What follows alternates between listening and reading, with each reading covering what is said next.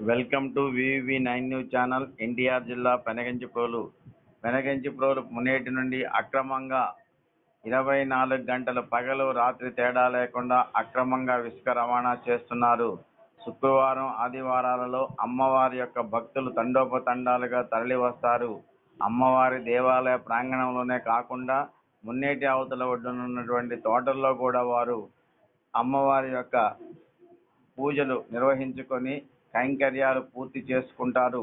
ఈ రోజుల్లో కూడా అక్రమ ఇసుక దారులు యథేచ్ఛగా ట్రాక్టర్ల నిండుగా ఇసుక పోసుకొని అతివేగంతో పోవటం వలన శుక్రవారం పంట కాలువలోకి ఇసుక ట్రాక్టరు పడటం అందరికీ తెలిసిందే. దీనిపై రెవెన్యూ, పోలీస్, పంచాయతీ ఎందుకు చర్యలు తీసుకోవడం లేదని పలువురిలో తొలుస్తున్న ప్రశ్నలు. ఈ ప్రశ్నలకు ఎవరు సమాధానం చెబుతారో వేచి చూద్దామంటున్నారు ప్రజలు.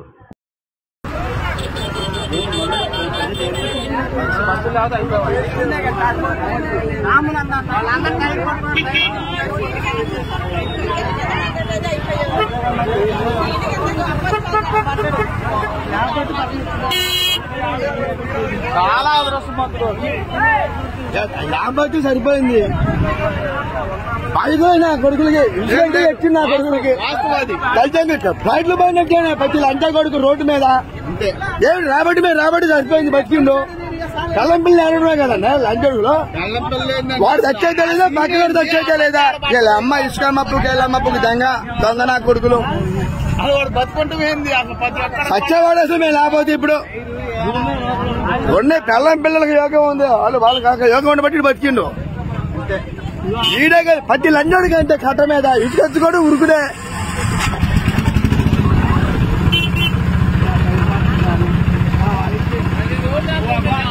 అమ్మ ఇసుక మప్పుకి దెంగ ఆడ నుంచి వచ్చిండు. మేము వెనకనే ఉన్నాం. సత్యవాడు అసలు జనాల టైం బాగుండి బతకటమే అసలు.